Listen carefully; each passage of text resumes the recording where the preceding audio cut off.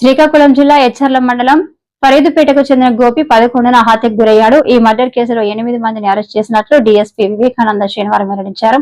నిందితులను ఎస్పీ కార్యాలయం సమావేశ మందిరంలో మీడియా ముందు ప్రవేశపెట్టారు. సిపి నేత సత్తారు గోపి హత్య కేసును ఛేదించారు పోలీసులు. గోపి హత్యకు పాల్పడిన నిందితులందరూ ఫరీద్పేట గ్రామానికి చెందినవారని తెలిపారు. ఏఎస్పీ కేవీ రమణ హత్యకు పాల్పడిన 8 మంది నిందితులను అరెస్ట్ చేశామని, హత్య పథకంలో మరికొందరి పాత్రపై కూడా దర్యాప్తు చేస్తున్నట్లు చెప్పారు. కుటుంబ తగాదాలు, పాత కక్షలు నేపథ్యంలో హత్య జరిగిందన్నారు. అరెస్ట్ అయిన నిందితుల్లో 2 రౌడీ షీటర్లు, ఓ మహిళ కూడా ఉందని తెలిపారు ఏఎస్పీ కేవీ రమణ. అక్కడ కోయిరాళ్ళు సెంటర్ దగ్గర ఫరీద్పేట దగ్గర ఒక మర్డర్ జరిగితే దాని మీద వెంటనే ఎస్పీ గారు డైరెక్షన్లో, డిఎస్పీ గారు ఆధ్వర్యంలో సిఐ అవతారం దర్యాప్తు చేపట్టడం జరిగింది. ఇందులో బ్రీఫ్ ఫ్యాక్ట్స్ ఏంటంటే, అంతకుముందు ఇందులో Sattaru Gopi son of Dharmarao 41 years ఈయన్ని చంపడం జరిగింది. దీంట్లో బ్రీఫ్ ఫ్యాక్ట్స్ ఏంటంటే, ఈ గరుగుబెల్లి ఉమామహేశ్వరరావు అండ్ అతని భార్య భవానీకి వైఫ్ అండ్ హస్బెండ్ గొడవ ఉంది. ఈ ఎవరైతే ఉమామహేశ్వరరావు ఉన్నాడో అతను అక్కడ ఎంపీపీ అయిన మొదలవోలు చిరంజీవి దగ్గర ఆయన అనుచరుడిగా ఉంటున్నాడు, అంటే పని చేస్తుంటాడు అక్కడ.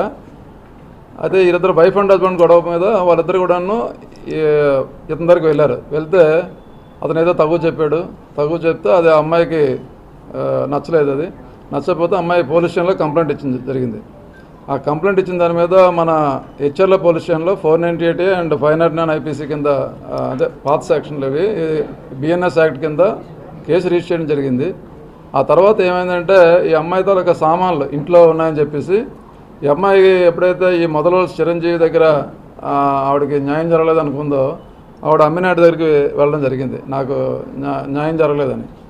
అప్పుడు అతను ఏంటంటే, ఆ తర్వాత సబ్సిక్వెంట్గా ఏం జరిగిందంటే, ఆవిడ తాలూకా సామాన్లు ఇంట్లో ఉన్నాయని చెప్పేసి కొంతమంది అనుచరులతో కలిసి ఆ అమ్మాయి ఆ సామాన్లు తీసుకొని వచ్చేస్తుంది అన్నమాట. ఆవిడ ఇంట్లో సామాన్లను తీసుకుని ఇందులో మధ్యలో అప్పుడు ఏమైందంటే, ఈ ఎవరైతే అప్పుడు అనుచరులు ఉన్నారో కొంతమందికి వాళ్ళు ఈవిడేదో ఒక 2000 అంతా డబ్బులు ఇస్తే వాళ్ళు ఏదో మందు తాగుతున్నారు. ఈ సోమేష్ అని ఒక వ్యక్తి ఈ అమ్మాయికి ఫోన్ చేసి, ఈ గోపి అని అతను మీ మీద గొడవకు వస్తున్నాడని చెప్పేసి ఫోన్ చేస్తాడు. ఈ అమ్మాయికి ఫోన్ చేస్తే వీడేదో మనకందరికి కూడా మళ్ళీ కొట్టడానికి వస్తున్నాడని చెప్పేసి వీళ్ళందరూ కూడాను వెళ్ళి అక్కడ ఆ గోపితోని గొడవపడి ఆడ అతని కొట్టడం జరిగింది. అక్కడ ఆయన స్పాట్లో చనిపోవడం జరిగింది. ఇందులో ఈ దర్యాప్తులోనూ భాగంగా అయితే ఈ మర్డర్ వరకు ఎందుకు వెళ్ళిందంటే, అంతకుముందు ఈ గోపి అన్న అతను ఎవరైతే ఇప్పుడు వీళ్ళు ముద్దాయిలు మనం అరెస్ట్ చేసాం, ఈరోజు అరెస్ట్ చేసాం, నిన్నను అరెస్ట్ చేసాం, వీళ్ళందరినీ కూడాను IIIT కాలేజ్ దగ్గర ఎస్ఎంపురం దగ్గర నిన్నను అరెస్ట్ చేసాం మనం. అందులో కొత్తకోట సూర్యనారాయణ, పైడిపెద్ది సత్యనారాయణ, కొత్తకోట ఈశ్వరరావు, కొత్తకోట రంగనాథం, సేపాన శివకృష్ణ, సేపాన అనిల్ కుమార్, పైడి రంగరామానుజులు, గరుగుబెల్లి భవానీ, వీళ్ళ 8 మందిని కూడా ప్రజెంట్ మనం అరెస్ట్ చేయడం జరిగింది. మరికొందరి పాత్ర మీద కూడాను మనం దర్యాప్తు చేస్తున్నాం. వారిని కూడా త్వరలోనే వాళ్ళ పాత్ర చూసి మనం వాళ్ళని కూడా అరెస్ట్ చేస్తాం.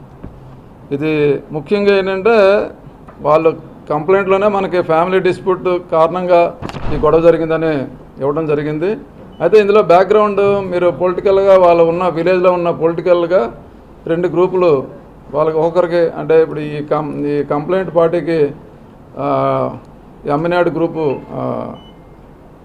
ఈ అమ్మాయికి సపోర్ట్ చేస్తే, వాడు హస్బెండ్ వైపు నుంచి మొదలవోలు చిరంజీవి సపోర్ట్ చేయడం జరిగింది. బట్ ఈ గొడవ ఏంటంటే అవుట్కమ్ ఆఫ్ ఆ ఫ్యామిలీ డిస్ప్యూట్ నుంచి బయటపడి ఆ పాత గొడవల వలన జరిగింది. దీనిలో ఈ భాగంగా ఈరోజు అందరినీ అరెస్ట్ చేసాం. వీళ్ళందరినీ రిమాండ్ పంపించడం జరుగుతుంది. ఇంకా మిగతా వాళ్ళ పాత్ర మీద కూడా మన వాళ్ళు దర్యాప్తు చేస్తున్నారు. దీనిలో మనం సీసీటీవీ ఫుటేజ్లు కానీ, టెక్నికల్ ఎవిడెన్స్ కానీ, ఇంకా అదర్ ఎవిడెన్స్లు కానీ, డైరెక్ట్ ఎవిడెన్స్లు పాత అన్నీ కూడా మనం కలెక్ట్ చేయడం జరుగుతుంది. మనం ఇంకా ఫర్దర్గా మీకు ఇన్ఫార్మ్ చేస్తాం.